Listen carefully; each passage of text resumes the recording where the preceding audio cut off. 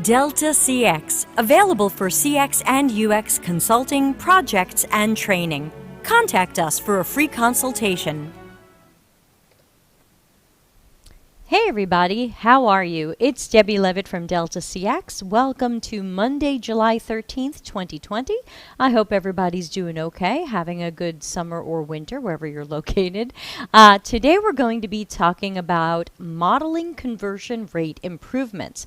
And I know a lot of people are talking right now about metrics, quantitative metrics and UX metrics. And I started talking last year and wrote in my book about how will certainly help prove our value if we can be attached to more metrics. And my suggestion has been to partner with marketing so that as they have goals and metrics, we can be making those happen and hopefully look like stars. But today is not totally about that. We're going to take a different angle on today. Today I wanted to show you a couple of tools that I have been playing with that I wanted to share with you.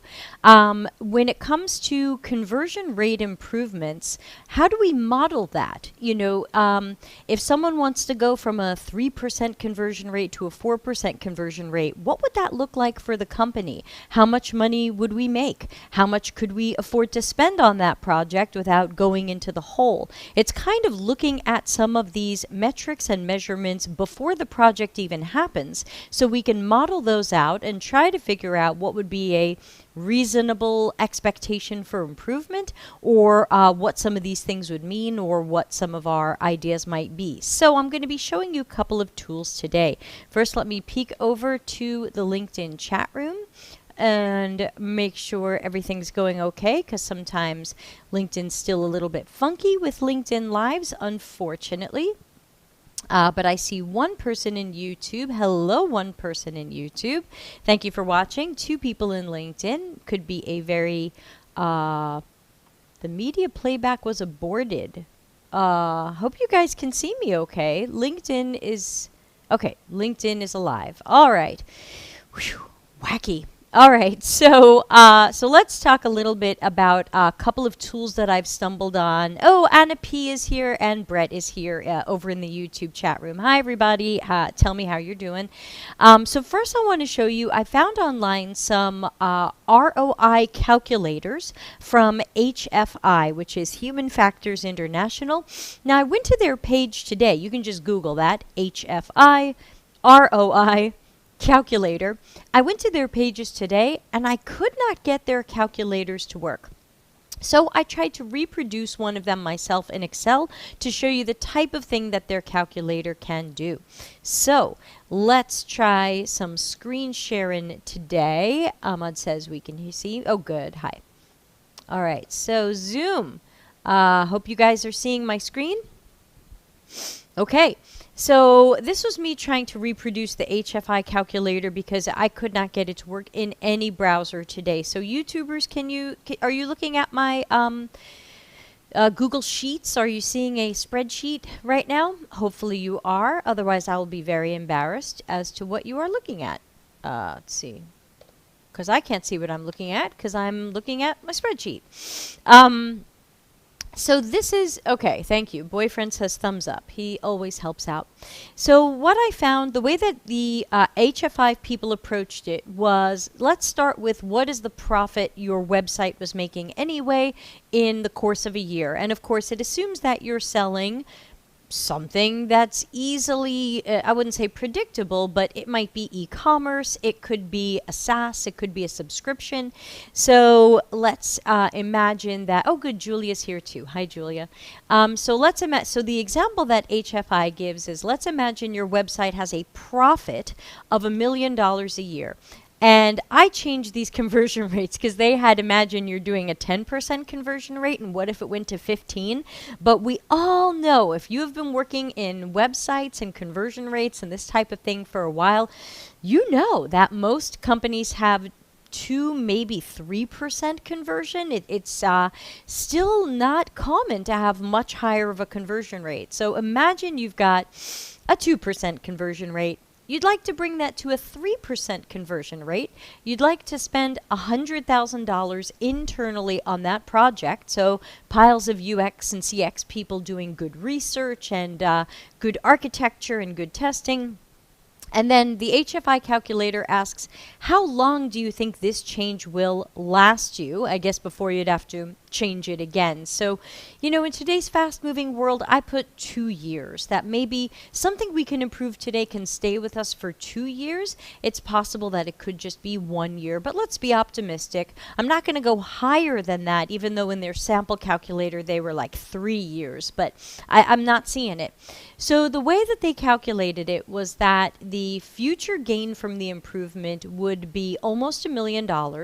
When we subtract the cost of the project, which was $100,000, this is kind of our newfound profit, $815,000. If we divide that by the number of years that we think it's going to be awesome, then that's about $407,000 per year, and this would be the ROI.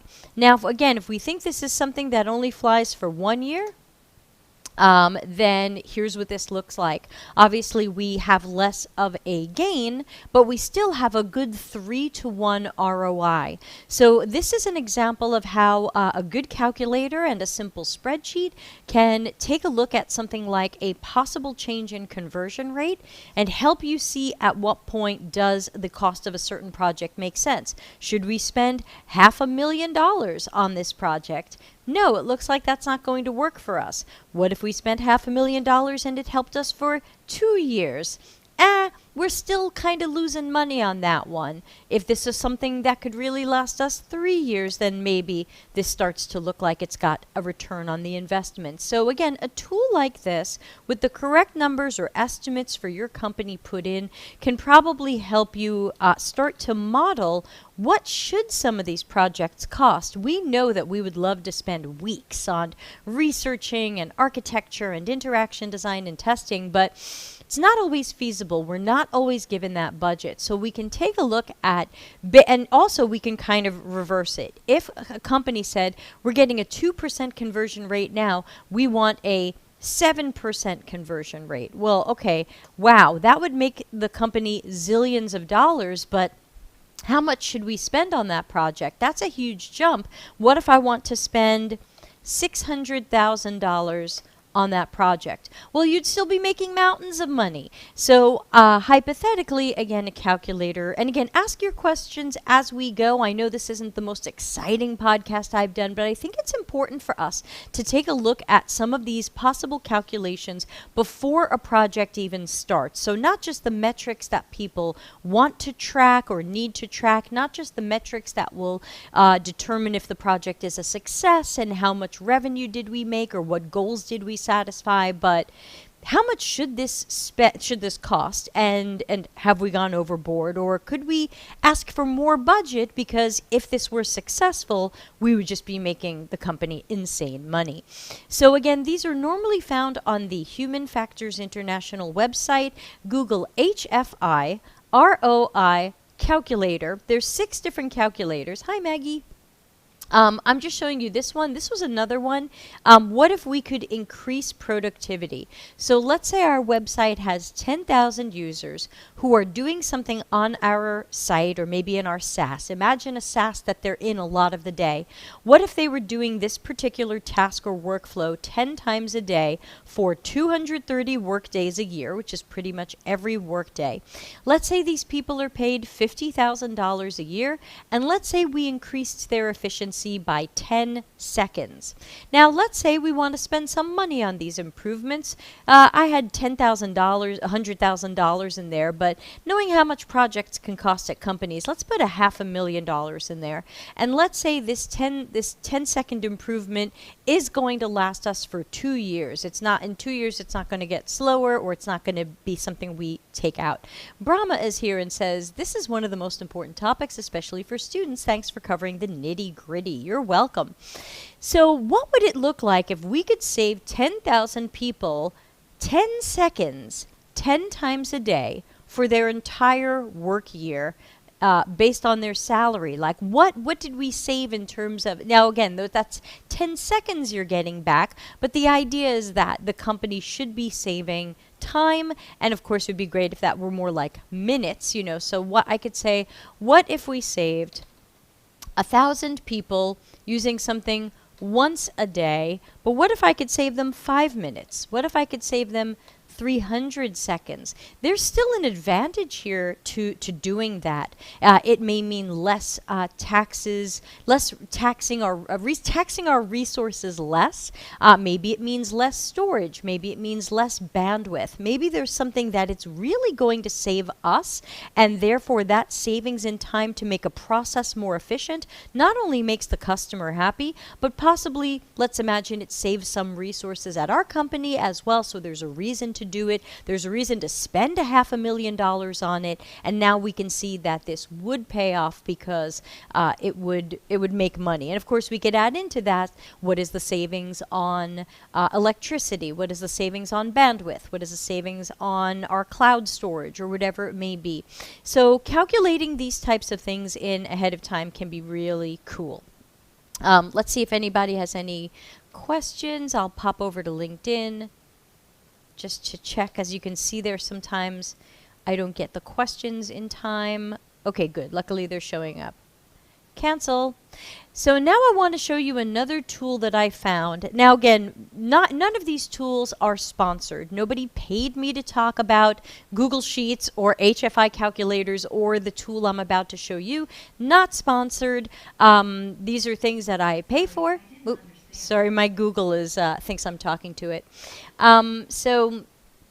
So I'm going to show you this other tool that I found, and I found if you like it, you can, they're offering it now for a lifetime cost of $67 American, and that's what I paid for it. So I did pay for this tool. They didn't give it to me for free. They don't know I'm doing this podcast, but I want to show you what I did. Now, this is really a tool for marketers, and it's called Guru, which I think is how it's pronounced, and it's kind of a combination between Gears and Guru, their website says. Hi, Denise. How are things going? Maybe tell me privately. So I want to show you, so the idea is this is really for marketers, and of course, we're not marketers, but I think we could partner better with marketing, and I think doing some of this modeling would help. So let me show you what I've built in this tool and what it means, and then we can kind of play with it as we're talking.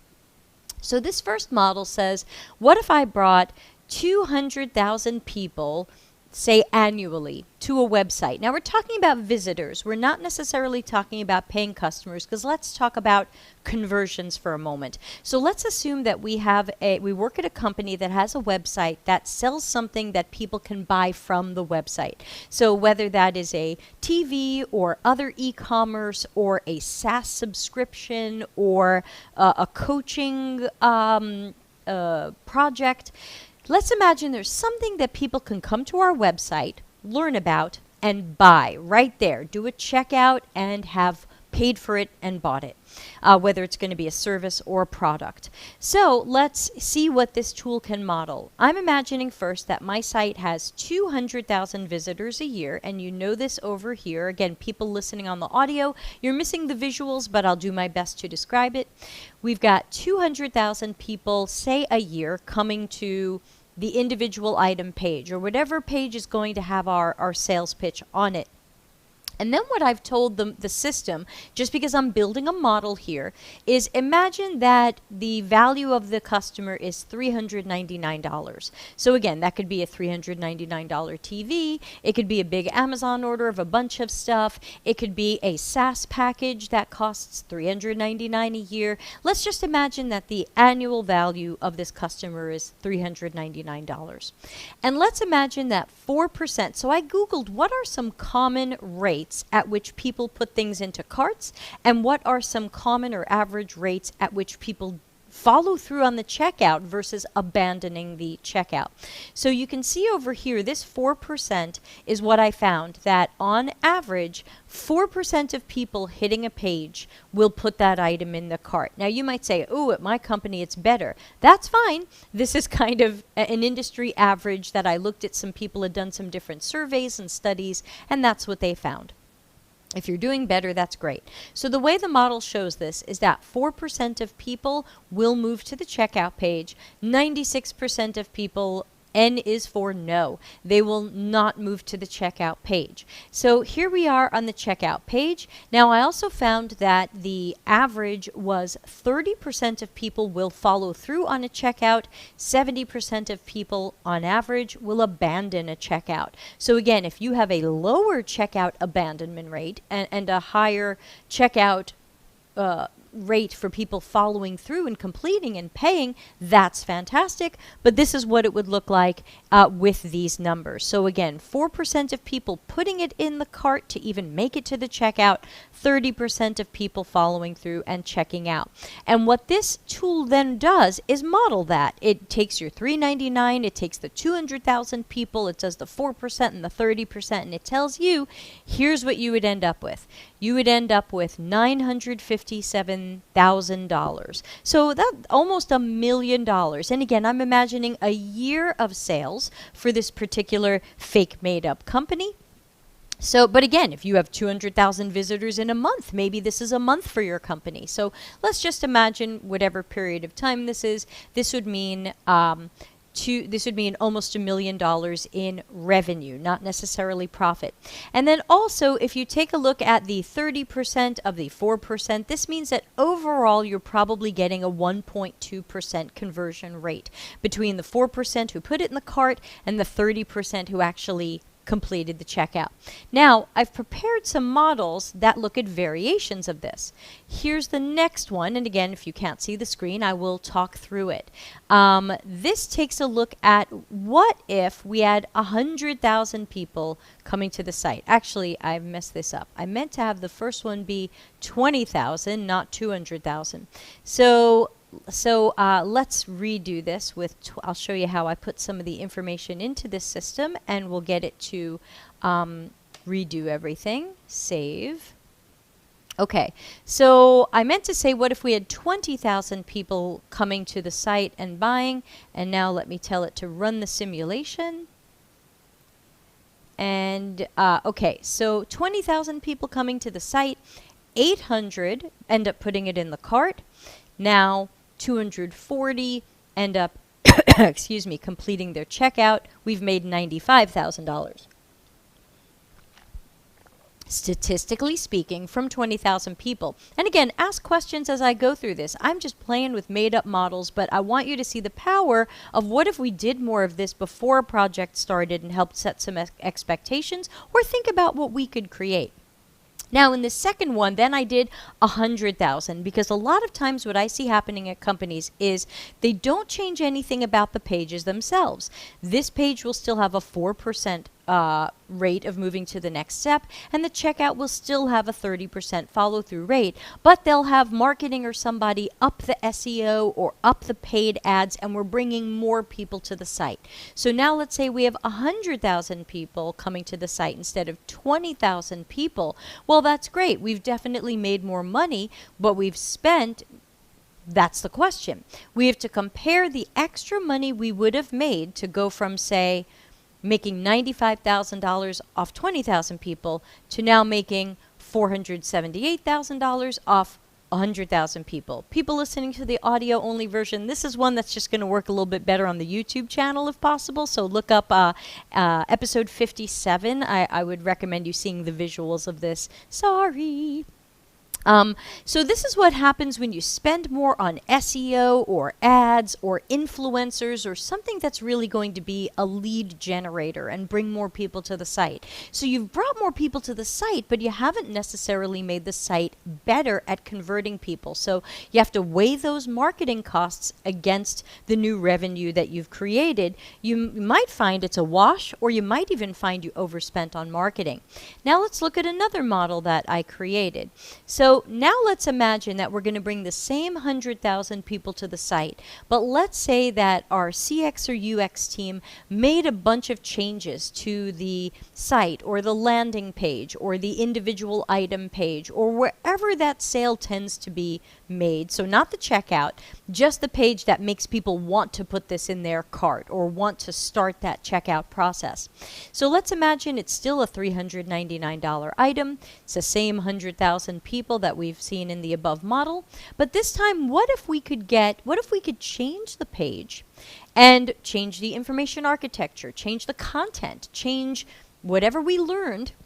We'll make this more compelling, and now we've got 7% of people putting it in their cart instead of 4. Now, as you can see, since we nearly doubled that rate, we nearly doubled our money. We made almost $400,000 more, about $350,000. Then we would be able to use this model to say, well, what if we spent $250,000 on an internal CX/UX project to deeply research our customers, do observational studies and interviews, and really learn what's going on for our customers and how and why they choose different things, and what about our site or products are compelling or not compelling, and we were really able to get more people to put it in the cart. Then $250,000 should really buy us a lot of great knowledge, and then we can take great actions on that knowledge. And hopefully this is a change we could make that would make this page better, maybe other pages better, and really be exponential over time for the company. So we can see that with this increase, and again, I'm not accounting for profit versus revenue. Right now, this is revenue. This little tool can understand profit. I can say we charge $399, but of that $399, we only make $150. So it will understand that if I put it in, but for now, I'm just playing broadly with numbers just to show you guys what tools like this can do and how it might be fun and beneficial for us to play with them. Fun is fun, but it could be beneficial for our work and projects as well. So I could look at this and I could say, this is, wow, if we could make this much more revenue or this much more profit. Sometimes companies care about profit. Sometimes they also love just seeing the revenue because it makes the board excited. It makes shareholders excited, even if there wasn't as much profit. So it can still be worth it. Julia's got a question. How do you identify what caused an increased conversion rate? Was it due to better marketing or better UX? Super question.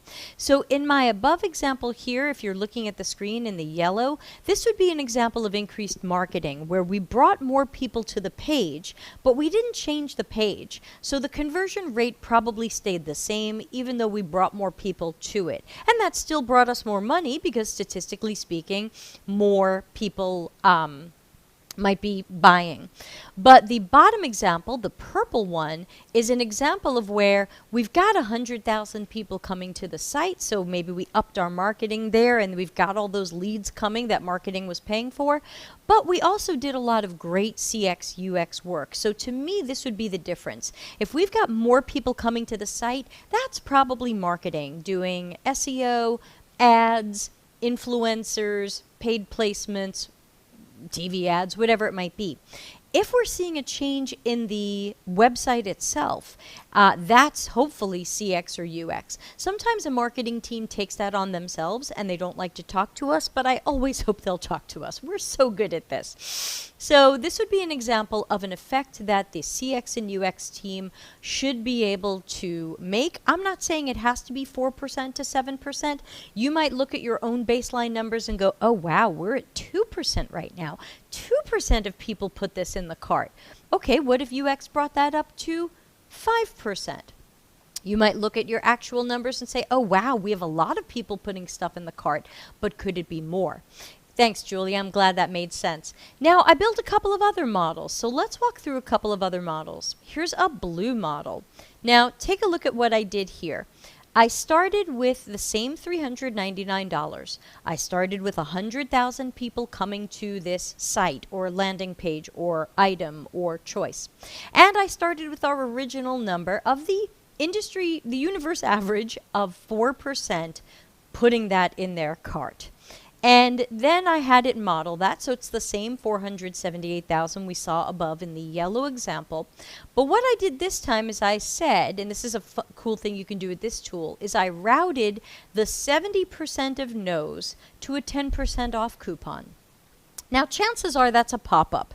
Now, I don't love pop-ups, you don't love pop-ups, but you know if you're trying to save a sale and people are in a cart and they're about to leave the site, very often we or marketing say, all right, we were about to lose them, so we popped up a 10% off coupon. Okay, not the best UX, not the worst UX, but it can it get the job done? Let's take a look. So I modeled, and this is a guess because I don't really know, but what if, so of the 70% that did not buy at the original price, what if 5%, so 5% of the 70% did buy at this reduced price, and 95% of the 70% still didn't want to do it? Now we've made an extra $50,000 of sales for $359, which is 10% off $399. Now, does that mean that pop-ups always work? Definitely not. Does that mean that every sale is saved by a pop-up? Definitely not. Does that mean marketing teams don't need UX and should just install a lot of pop-ups everywhere? Definitely not. Especially with Google deciding that lots of pop-ups on a site can be bad UX and should lower you in your ranking. So you have to be really careful about where you use something like a pop-up. And to me, this is probably maybe the only best pop-up I can think of, because I don't like pop-ups that interrupt me to try to get me on the mailing list. And I would not want a pop-up to say you can have 10% off if you join the mailing list. What if you just gave me 10% off right there because you want to save the sale? So that's what I'm imagining here. I'm not imagining offering 10% off in exchange for their email address or joining the mailing list. I'm just saying, let's save this sale in the last minute, and would we give up 10% to make that sale? Many companies would, not everybody, maybe yours is 5%, but here's a model that we can play with. So now we've managed to make just from this one thing, and of course, like anything else, a pop-up has to be carefully researched, architected, interaction designed, visually designed, installed, etc. So again, it has to be done right, can't just be any old pop-up. But let's imagine we've got a decent one, and 5% of people convert from it. 95% of people exit out, don't want to see it. Now we've made our company an additional $50,000. That's pretty good. And again, I've made up a lot of these numbers. I can think of, a company like GitHub. They probably sell $12,000. A customer value for a year is probably $12,000 or more for GitHub. So me using $399, these numbers might be conservative. Of course, if you sell cheap hand cream for $5, your numbers are going to look a little bit different. So I tried to pick kind of a middle number that's kind of a common low-level SaaS kind of thing or big e-commerce purchase. But I have got another one for you to look at. And it's down here, and it gets funky.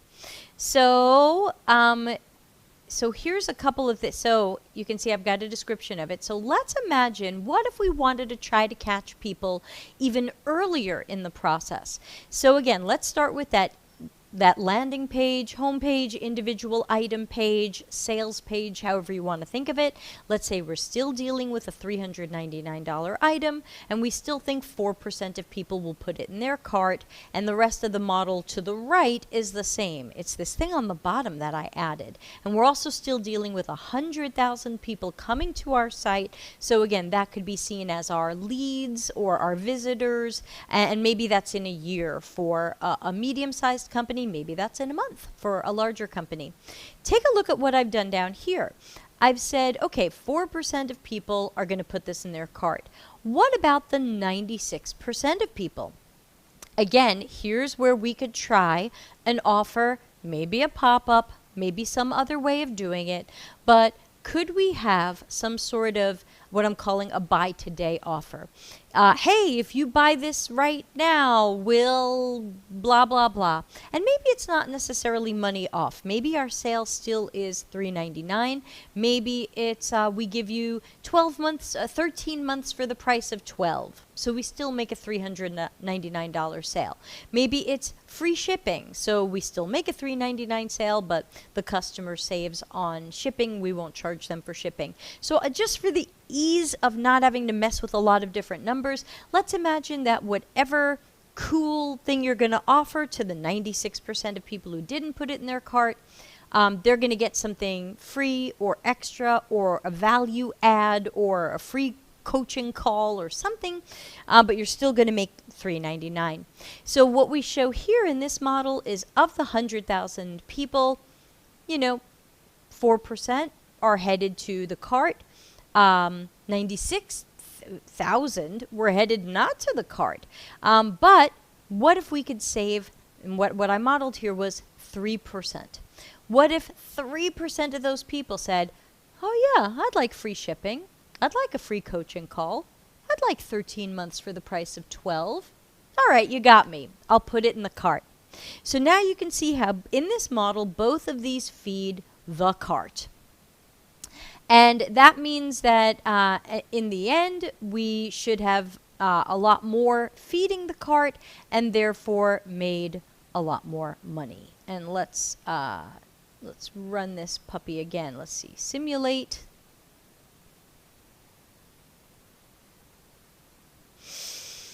Yeah. So, and then of course, and hopefully since we got people to the cart, some of them won't follow through. Maybe we offer them 10%. Yeah, I know some of them might get a free month and 10%, but do you want to make a sale or not?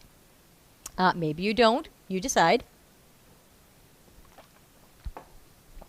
So you can see also how that's going to be making more money, pushing more, hopefully happy, willing people through the process. And let's go up to this model again because it has a nice simplicity.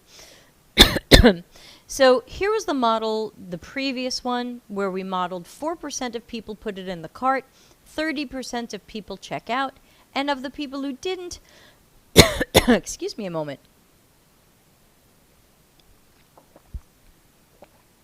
Of the people who didn't check out, we're going to offer them 10% off, and we imagine 5% went for it. A little chloroseptic.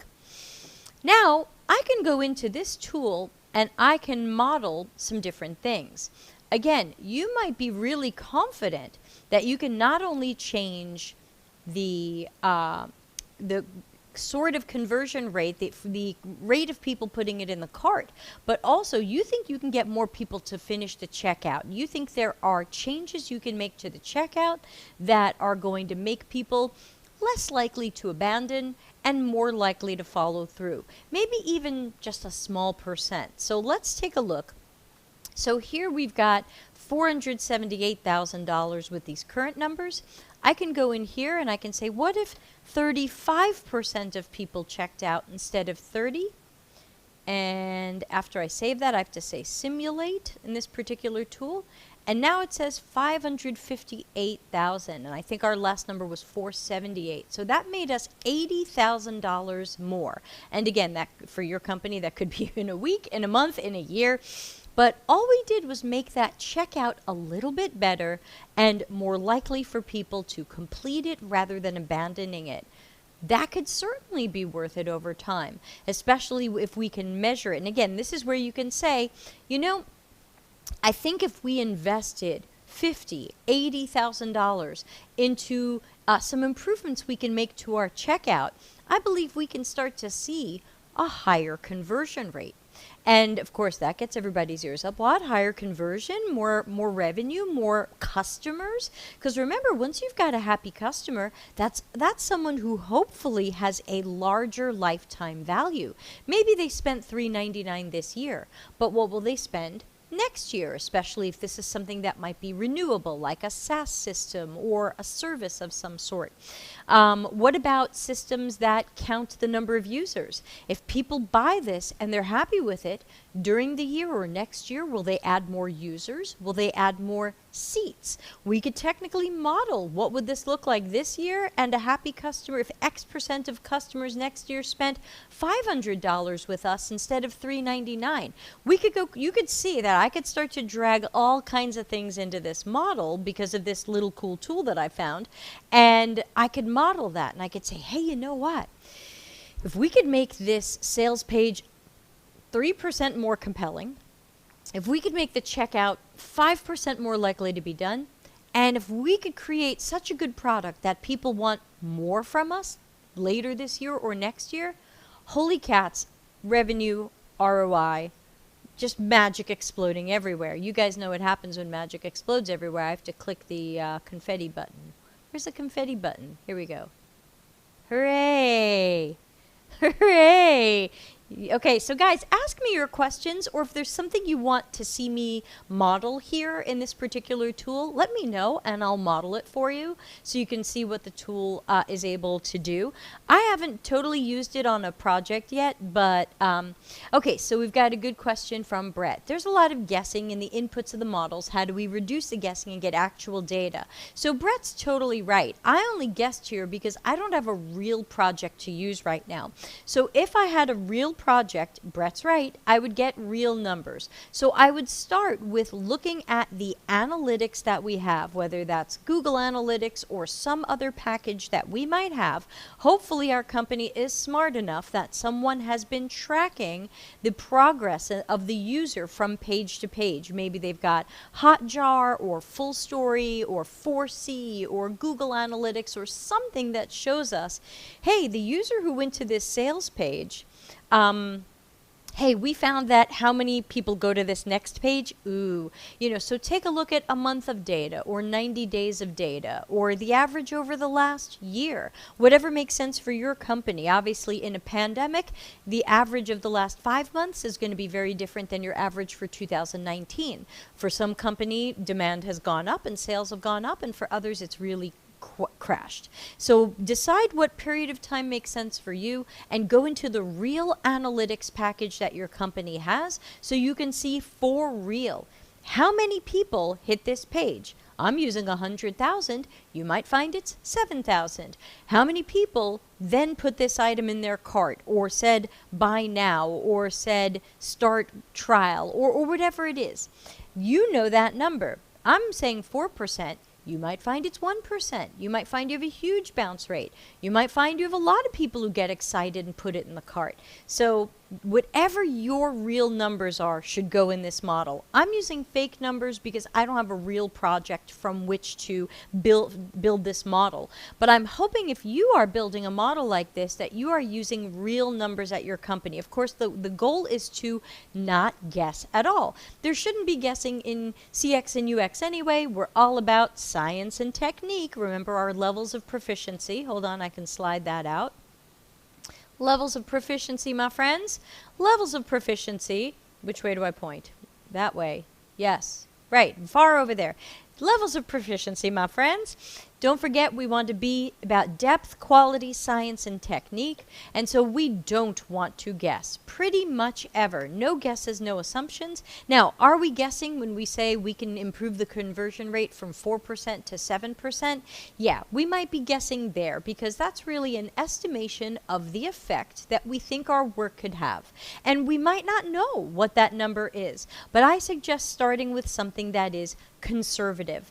When I worked at Macy's on the tech team, Macy's was thrilled to see a 1% improvement to overall revenue. So if they went from making $1 million on something to plus 1% of that, they usually thought that was pretty good. Now, is that true? Is that misguided? You decide. It's going to be different for each company.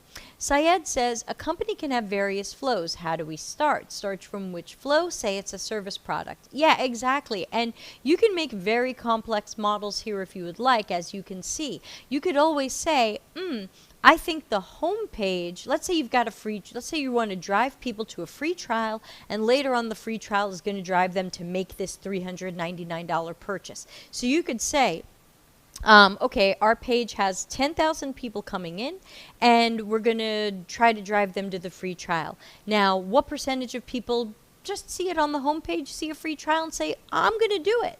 Now, again, I would be guessing at that, but hopefully you can go into your company's real statistics and see how many people sign up for the free trial from the homepage. Now, maybe you have another sales page or another landing page or a product information page. How many people signed up from the free trial from that? Your statistics and analytics would know. Put that in. And then we can say, okay, now that's all the people we got into the free trial bucket. Now what happens next? What percent of them convert to being paid customers? And you can model. Some might convert to being paying at our premium level. Some convert to paying at our middle level. Some convert to paying at our small level, and some stay on the free. So you could model that with all of this, because you can see I've got two things here that end up dumping into the same thing. So you could model multiple flows or pages that end up dumping people into a sale, into a free trial, into the cart, whatever it might be. Let me show you a little bit more about this tool to show you what kinds of pieces you can add to this. And again, it's got marketing in mind, so there are some things here that you and I would be like, oh, no. But this is how this tool works. So you start with traffic entry. And that's again, this is visual, so people listening, I'm sorry, this is not a great audio podcast. This is where we model how much traffic is coming to the site. And again, I would use real numbers if I had a real website. I would decide what period of time does this model represent? A month? A quarter? A year? Okay, let's look at our analytics. How many people do we tend to get in that period of time? And I would tell this system, I can click on this. Here we go. I can tell this system how many people come here. Now, this also will understand traffic from multiple sources, so this is a little bit more marketing, but you could say, oh, we have this traffic coming from articles, and we have this traffic coming from Facebook, and we have this traffic coming from LinkedIn. You can get really granular at this if you want, but I'm just saying, imagine 100,000 people came to this site or page. Now, you can see a lot of different stops along the process that they imagine. They're thinking, what if people opted into a mailing list and then later you sent them an email with some sort of offer, and what percentage of them take that offer? And again, you should know this from the analytics that your company has in whatever is your email system, CRM, marketing tool. You would know how many people used the code from the email mailing list, or how many people went from an email from the mailing list to seeing something, and then from seeing something to buying something. You should be able to trace all these things in good analytics tools and use real numbers and not my guessed ones. So you could even be modeling, what if our email were a little bit more compelling? What might that mean in sales, revenue, customers, free trials, whatever is that conversion or whatever is that goal someone's looking for. They've got a thank you page here. I don't know, maybe thank you has some sort of cross-sell or upsell to something else. Sales page, order form, upsell and downsell. So again, upsell is usually, I'm going to try to send you, oh, you're buying this cup? I think you'd also like this cup. And how many percentage of people go for that? What if, I mean, in Macy's, we worked a lot on what if we could make those recommendations. If you'd like this, you might like this. What if we could make those recommendations better and more relevant? What might that mean to our revenue or to our conversion rate? So you can see, I'm not going to walk through all of these. You can see that they imagine that you're a marketer and you're imagining leads and humans and potential buyers coming from a lot of different sources. They could be webinars, they could be social posts. They also imagine you might be calling people or texting people or chatbotting people. So this is really more heavily designed for marketing. But I still think that even if we didn't use all of the little different tools here, because they mostly all work the same way, they just look different to represent the different steps someone might go through, we can still model a lot of really interesting things. Plexus said, what did you say it costs? On their site it says $37 or $79 per month depending on tier. Yes. If you Google Garu $67, you will get it for a lifetime price of $67. So that appears to be something that they're offering right now. I guess they figured out in their model, in their funnel, that they might as well sell it for something. So I would say try clicking on that. It looks like the URL is garu.com/lifetime offer. That's what I did. So I did pay $67 for this. And I haven't used it on a project yet, but I did use it to model what if I paid for LinkedIn ads for something my company was hoping to sell? And how much money would I make on that thing if I sold it? And how many people would have to hire me because of the ads for the ads to have not been a loss of money? And then I realized, like, oh wow, my ad spend was going to be a total loss, because when I ran the simulation, it said you will get no customers. So I was like, oh, okay, don't spend the money on the ads just yet. Rethink this. So I think there's fun things we can do with this tool outside of this. The tool is not really a one-trick pony. It definitely does a lot of different things. And they have a bunch of templates. At the $67 level, you don't get their template library. You have to buy the higher level, which I think was almost twice the price, which is still not a crazy number. But instead of buying their pre-made templates, I've just been making my own, and I'm pretty happy with them. And I'm pretty confident that I could use this and model out what Syed was saying with, like, what if people are coming to a possible conversion point, like signing up for the free trial or buying something. I'm confident that I could model that from different entry points and have it kind of come together and then model it out from there. Or even separately, you might find people who started on the home page and did the free trial were less likely to sign up than people who started on this page and did the free trial and later signed up. You might have all kinds of great analytical data at your company that you can feed into this and then play with. Okay, and then what if we made that a little better? What if we made that 1% better? What if we made that 2% better? What if I made that 3% better? Especially if you go to a site and you find immediate terrible problems with it. You know, sometimes you go and see a checkout and you go, oh my gosh, this checkout is a disaster. I can definitely make this faster, fewer steps, more efficient. I think I can make it 5% better, you know, whatever that is. Now, ignore these numbers on the side, because even though it does some cool calculations, and again, it will take your expenses into account if you put that into the model, right now it's assuming that everything we did on the page gets all added together. And I was putting all these on the page to just show you different options of what we could model and do, but it's assuming that everything on the page happened and you made $3 million. So in this case, this should be slightly ignored. It's also assuming someone paid with a credit card and you paid merchant fees on that. So again, you can teach this system through some of these settings over here. Some of your internal expenses, so it can be calculating more of a profit and not just a revenue. This being said, the UX is a little bit funky here. It's not always the most intuitive thing, but ultimately you'll find that it generally makes sense. So when you drag out one of those guys, I can give it a name. I can say how much I think it converts, and you know, options are like, what color do you want it, and do you want a different icon, or do you want to upload your own icon? So in some cases there aren't a huge amount of options for you to fill in, and in some cases there are. Syed says, in the last video on IA, you said you just touched the course you teach. Who do you teach?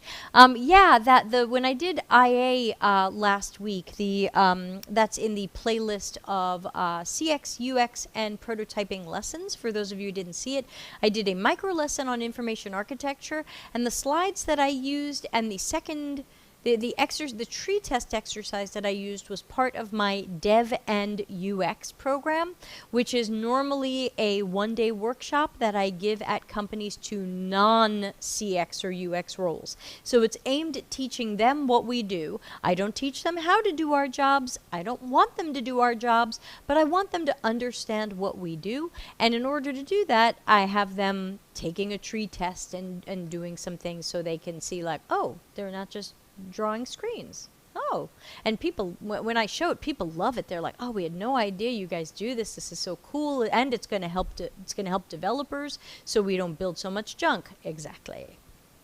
So again, Garu is not the only modeler out there. If you Google it, it's got lots of competitors.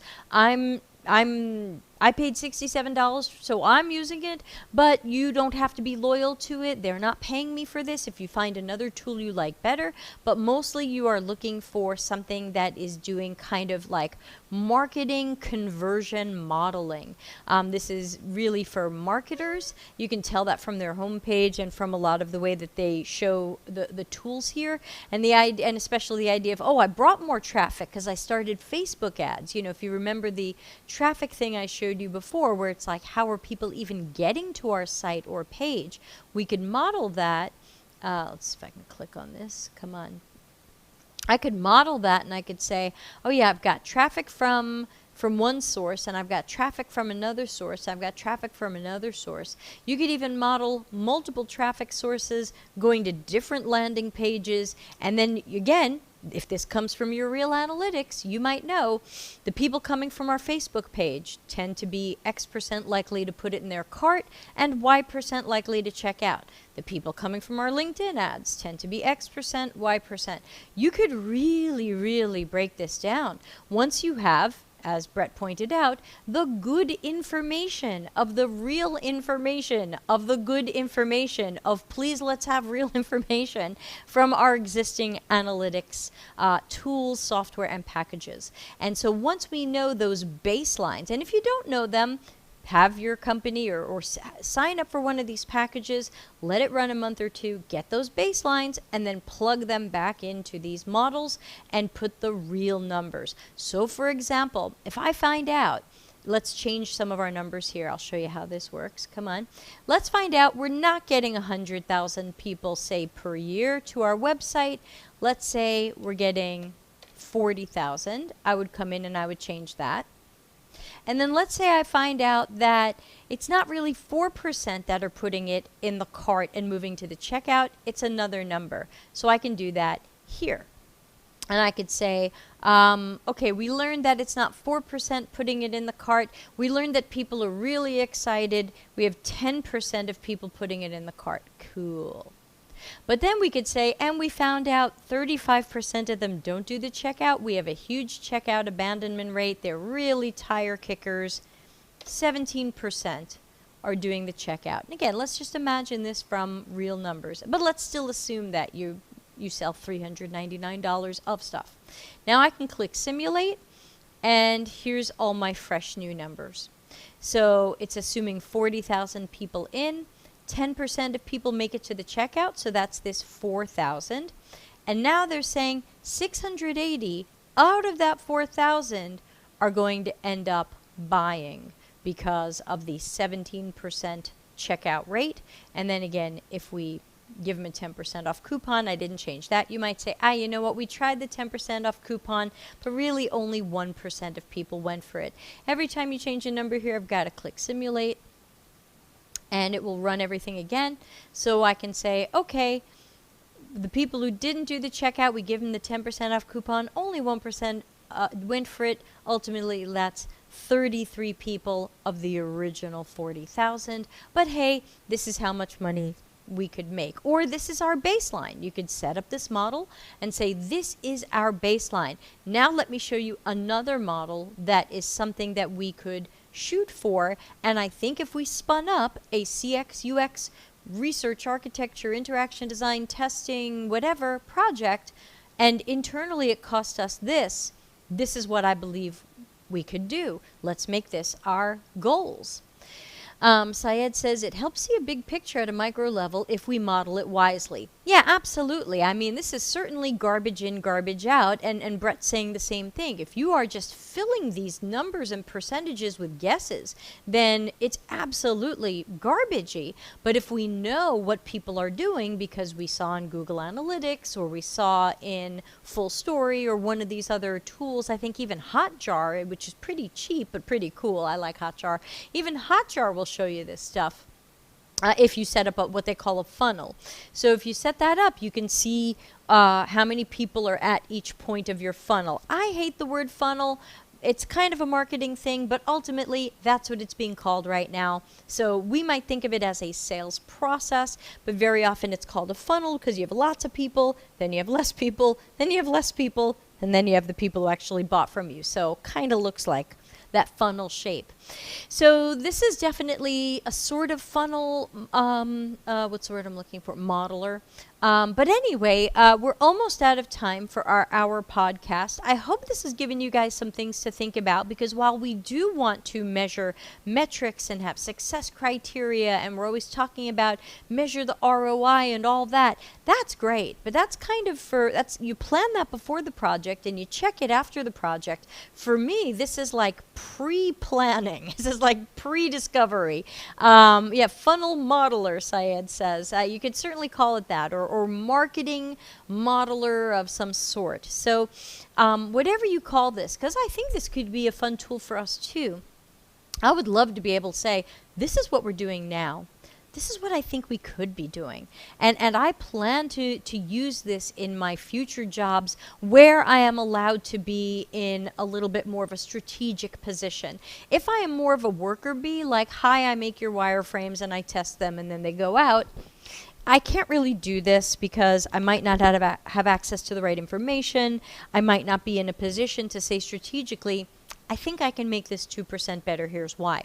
So I think in any role where I am able to be more of a team lead or strategist or manager, I would love to be using this tool more, and I would love to plug real numbers into it. Today I'm using fake numbers.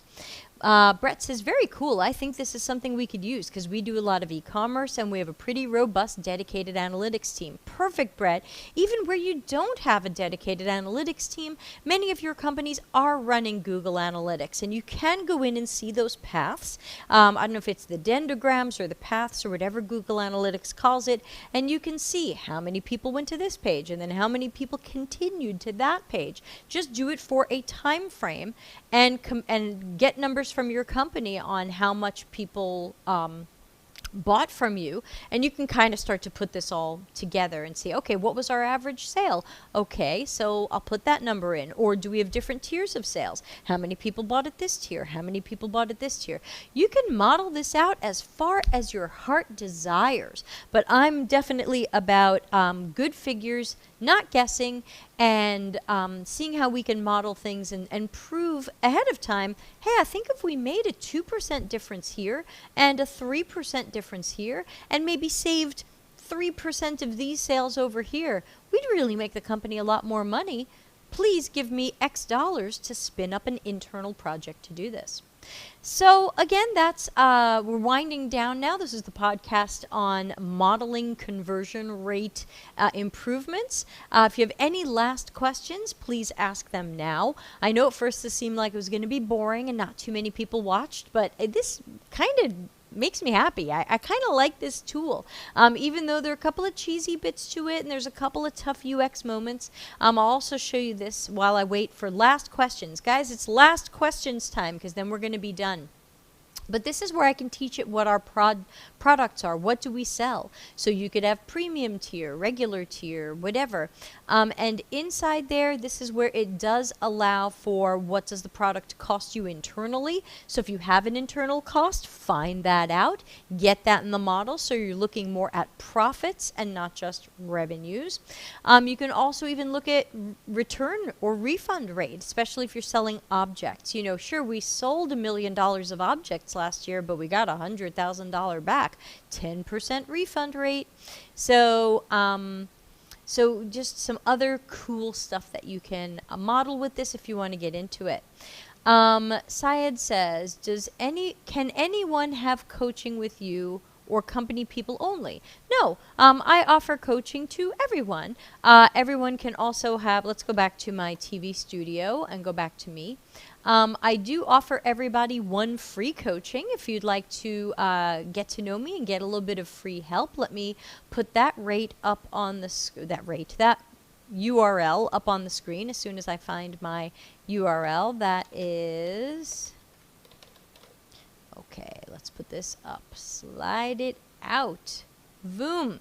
So that's a link you can go to, deltacx.link, which is my URL shortener, /coaching. And that will dump you on a screen where you are in my appointment system, and you can either pay for coaching or you can get one free session with me. It says 15 minutes. I usually give people a little bit more unless I have something back to back. So you are all welcome to have a free coaching session with me anytime. If you see it free in the calendar, it's probably free, unless it's office hours or a podcast time. Don't book then. So just a reminder, I'm happy to meet all of you and make more personal connections and get to know you and talk to you about what you need, because maybe there's something that I can do for or with you or for your company, or maybe there's just something helpful that I can do, and then you will say, hooray, I'm glad I spoke to Deb. So, hey everybody, free coaching. Any other last questions before we go away? Let's just check where the LinkedIn people are in the scheme of this podcast, because sometimes they're a few minutes behind. 2 LinkedIn people are pretty far behind. Where are they? No, they're on me. So hopefully you guys are still with me over there in LinkedIn land. But if you have any last questions, let me know. And let's just give a couple of quick show notes about what's coming up on our live streams. So tomorrow, being Tuesday, is Office Hours Ask Me Anything. Come on by at 6:30. All these are 6:30 p.m. Italy time, so please convert for your time zone. Wednesday is going to be a live brainstorm. So this is not a podcast, it's not an office hours, it's not a lesson. We're inviting people to live brainstorm how we can improve UX education for tomorrow's associates and juniors. So if you'd like to come brainstorm that with me and so far 83 other people, we have a lot of signups. I don't know who will show up, but please drop by here 6:30 p.m. Italy time on Wednesday, and once we start streaming, I'll give you the link and you can join in. Next week, Monday, is going to be a podcast on the cost of poor quality. What does it cost our companies when we release junk or stuff with UX debt? We're going to talk about that, because you can calculate that, and that's another fun calculation to help prove to your companies we need better CX and UX. Tuesday, office hours, Tuesday, July 21. Wednesday, blocked, so I've got something that day, sorry. Thursday, we have a super podcast with Kieran Robinson as our guest, and he's going to be talking about what should you look for in a UX mentor. How do you know you're picking a good one for you? I'm excited about that one. Monday, July 27 will be what do you need to be a UX junior? This is going to be my first panel discussion. I upgraded my software to allow 4 people to join in, including me. So we're going to have 4 fantastic UX seniors and leaders talking about, hey, juniors and associates, what do we think you need to get that first job? Tuesday, July 28, office hours, ask me anything. Wednesday the 29th, still being planned, might be a podcast with someone who had a bad boot camp experience and was willing to talk about it publicly. I'm hoping he still feels that way, but that might be what Wednesday the 29th is. Friday, July 31st, I am speaking live, albeit for a half hour, at the Technical Agility Conference 2020, which I would have been in India. I'm sorry that I haven't returned to India this year. I was there last year. And then it's September, or then that's not September, then it's August. Holy cats. So that should give everybody a good idea of what's coming up on the channel in the coming days and weeks. I hope you will join for the podcasts. Remember, they're all always archived. If you can't make one live, don't be sad. You will be able to go to our YouTube channel, which you can find easily at deltacx.tv, which is a redirect. And please subscribe. It's the best way that you can show that you support me is to subscribe on YouTube, ring that bell so you know when I'm live. And of course, please tell friends if you like the content. I could try to sell you something, but I'd rather just have more people coming and hearing these ideas and learning these new things. I also have a free Slack workspace, no cost to join. Come on down, deltacx.link/join Slack. We have almost 200 people there, though I would say it's still a little bit quiet. It's not very active, but I'm there if you have questions. So, on that note, we are out of time. Thank you so much for joining me for modeling conversion rate improvements, and I hope that I will see everybody soon at another podcast or live stream, and I hope everybody is staying safe and healthy. Bye!